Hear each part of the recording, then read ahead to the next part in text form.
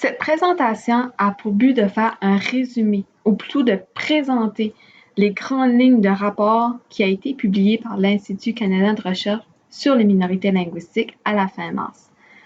Ce rapport a pour titre « Population de langue officielle en situation minoritaire selon différentes méthodes de dénombrement ». Le rapport est actuellement accessible sur le site web de l'ICRML en français et en anglais. Ce rapport a été préparé par moi-même, Josée Guignard-Noël, qui est agente de recherche à l'ICRML, ainsi que par Éric Faure, qui est directeur général à l'ICRML. Nous tenons aussi à souligner que l'Institut a été créé grâce à un financement de Patrimoine canadien. Donc, comment peut-on définir les populations de langue officielle en situation minoritaire? En fait, c'est de savoir comment dénombrer statistiquement les populations de langue officielle en situation minoritaire et quantifier leur poids démographique à partir des données de Statistique Canada.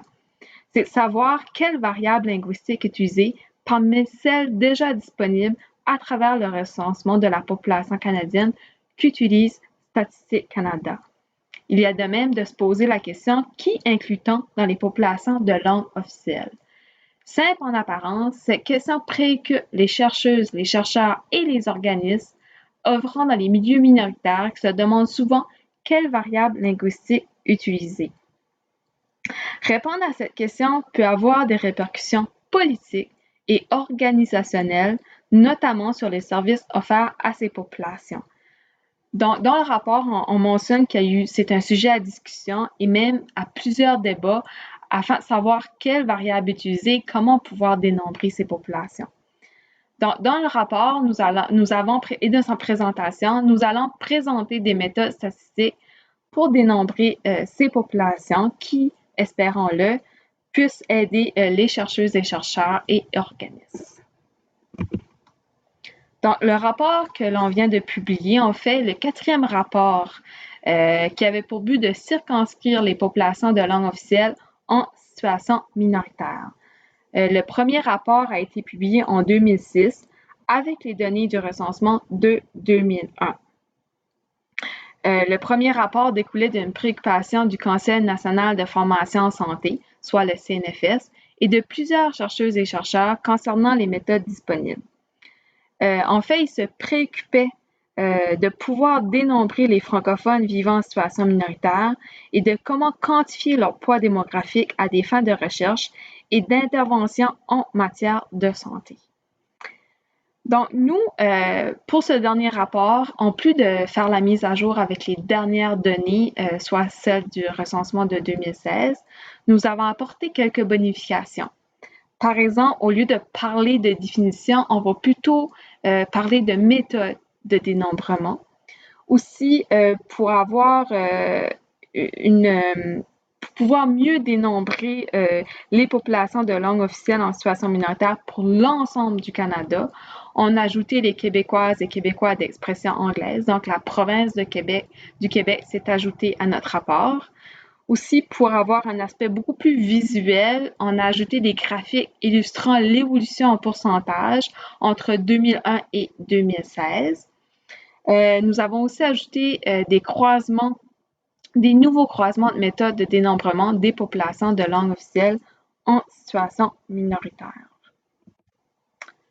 Donc, à quelle méthode doit-on se référer? En 2016, on comptait 5 variables linguistiques dans le recensement de Statistique Canada. Donc, c'est de voir le potentiel des données linguistiques que l'on peut utiliser.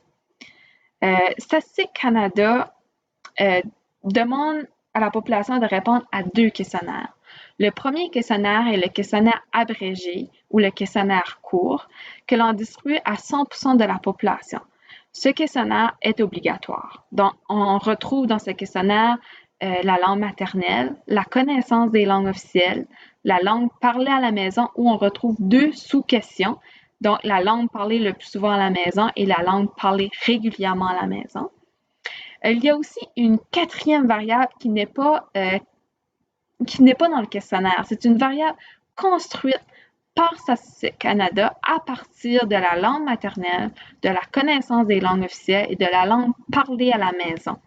Donc, cette combinaison-là va donner la première langue officielle parlée. Ensuite, il y a un deuxième questionnaire, qui est le questionnaire détaillé ou le questionnaire long, qui distribue un échantillon.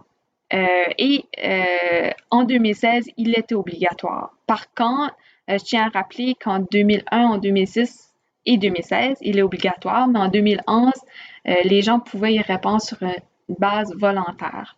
Aussi, l'échantillon varie d'un recensement à l'autre. Par exemple, en 2001 et 2006, il a été distribué à un échantillon de 20%.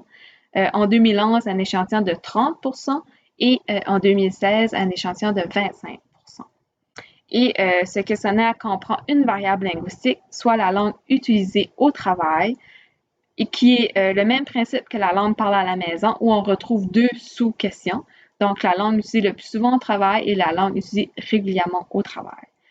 Un autre point aussi à noter, c'est que la connaissance des langues officielles et la langue parlée à la maison est depuis 2011 dans le questionnaire abrégé.